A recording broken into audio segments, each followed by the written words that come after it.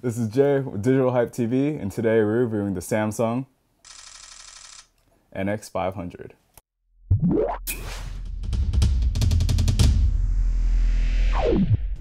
So the Samsung NX500 was released after the NX1 and serves as a sort of a competitor to other small mirrorless cameras like the A6000 or the A5100. This camera is basically a very compact, lightweight camera with the guts of the stronger NX1. On the surface, the NX500 has 4K recording, a very lightweight and compact design, a 28 megapixel sensor with 200 autofocus points. Before we get into the deeper performance of the camera, let's kind of look at how it feels in the hand. And right off the bat, what we noticed was this ergonomic grip. It's more curved. It's not as flat as what we find in cameras like the A7S or the A6000. It feels really nice and comfortable. Good in the hands. Aside from that, we have a very, tightly constructed body. It's really lightweight, but it also feels pretty secure. We have a lot of room for control on the outside. There's a mode dial and also 2 control dials on the top and back side. There's a lot of buttons for control as well. It comes with a hot shoe, a side panel for HDMI and charging, and of course a battery panel that also houses the SD card. The one thing that I love about this camera, and it's kind of ridiculous how much I love it, it's the flip out screen. It feels rugged, it feels smooth.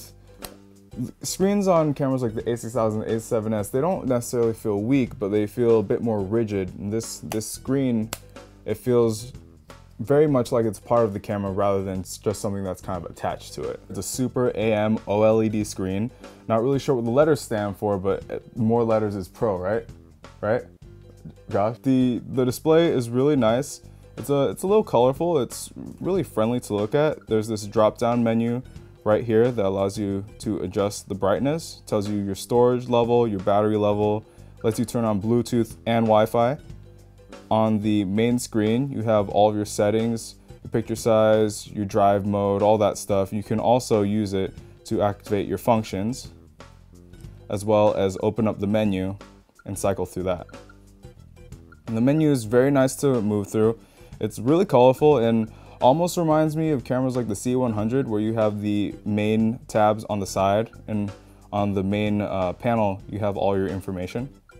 It's really friendly to use. Got to learn it within a day and it was, really easy to navigate. Now let's take a look at how this camera performs for photography. Now it has all the main modes that you would expect from a camera: program auto, aperture priority, shutter priority, manual. But it also comes with a custom setting menu, which we've used for our custom video mode, as well as Samsung's Auto Shot. This basically provides automatic shooting for some creative shots. It has a baseball mode, a jumping mode, and a trap mode.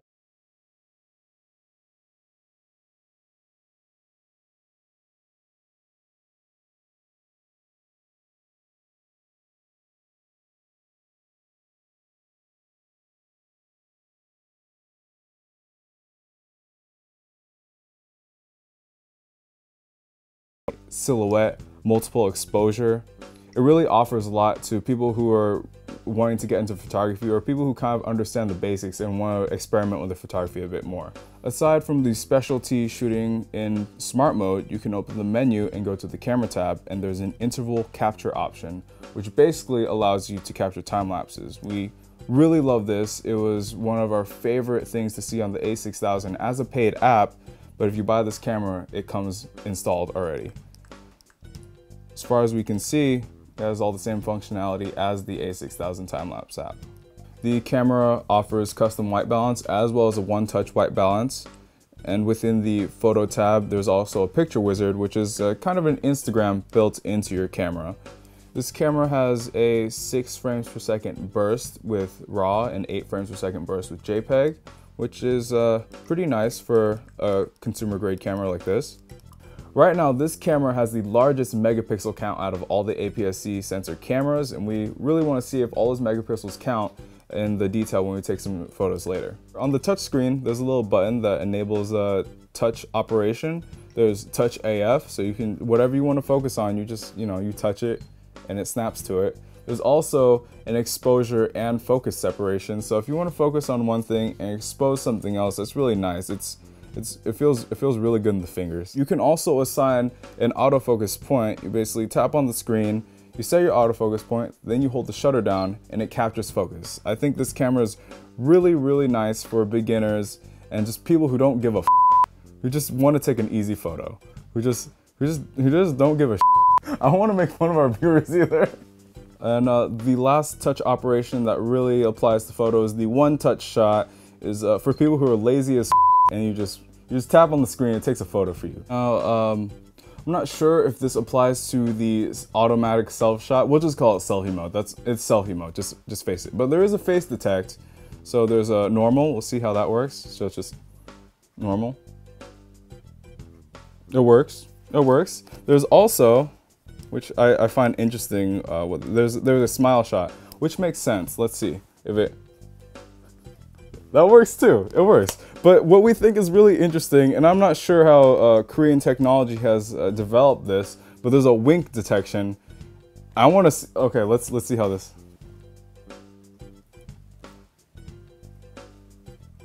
I don't know if my eyes are too small to begin with, which doesn't make sense because this camera's from Korea. But it's not really working as much as the other ones, which is, I don't know, that's interesting. This camera seems to be good for a lot of casual use, some professional use, depending on what you're doing. It's really good for anything. Just buy the camera. We're trying to get that Korean money. What's Korean money called? Currency? We're trying to get that currency.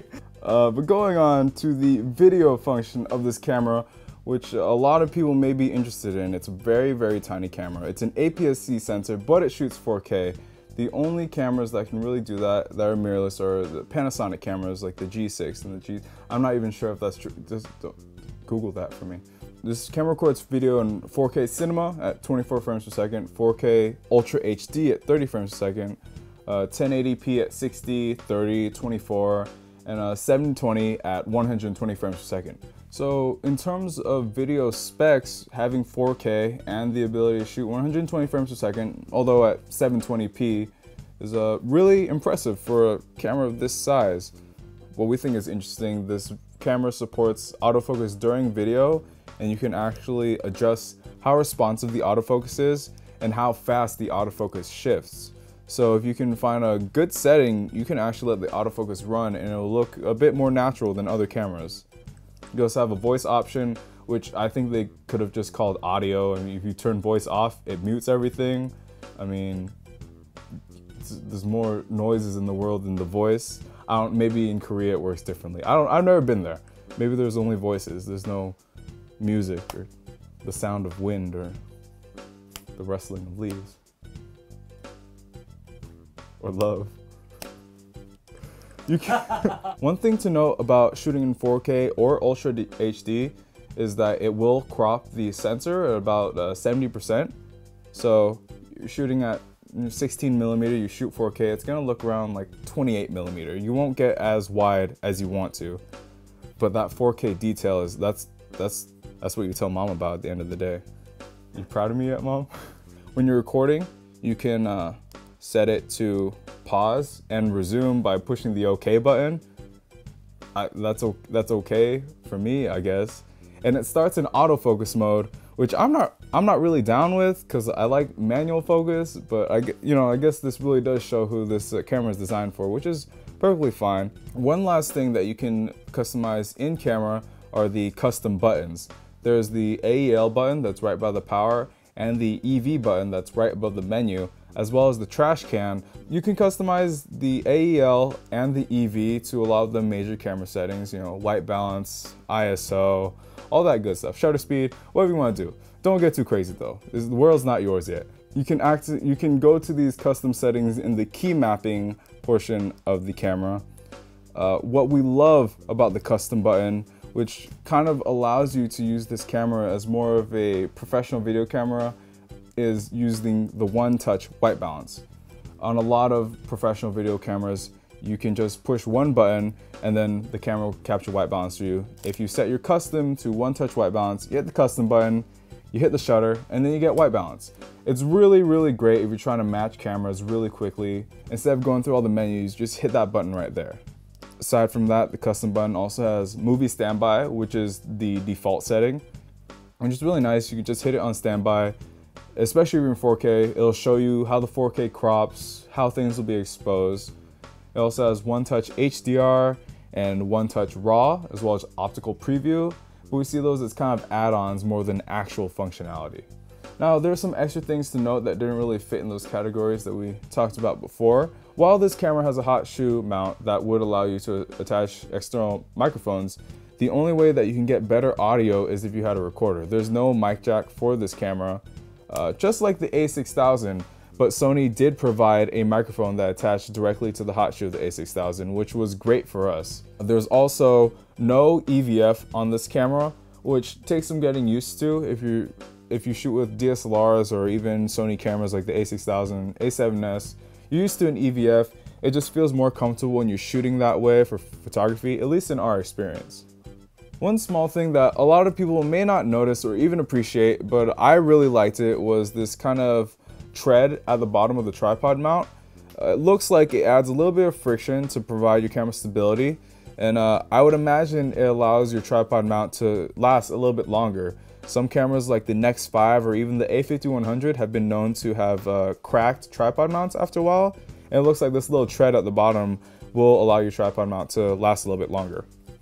This camera is also mirrorless, which means that you can adapt a lot of different lenses to it, whether it's Canon or Nikon or almost anything else to this camera. It's really nice for us because we have a lot of different lenses that do different things, and we like having cameras that can just attach anything to it. Right now, the NX mount is kind of new, so you won't find a lot of electronic adapters. Like, you cannot add a Canon EF mount to these cameras just yet, but given some time, yeah, but hopefully Metabones will create that in the future. The Metabones EF to NX mount is a Digital Hype trademarked product. Please contact us, Metabones. This camera is mirrorless and it's compact, but it initially starts with the kit lens, so it is small.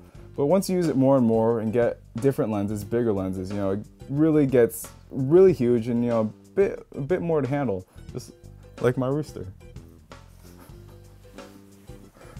All right, with all those specs in mind, the NX500 looks pretty good on paper, but we're gonna take this line for a ride and see how this kitty purrs.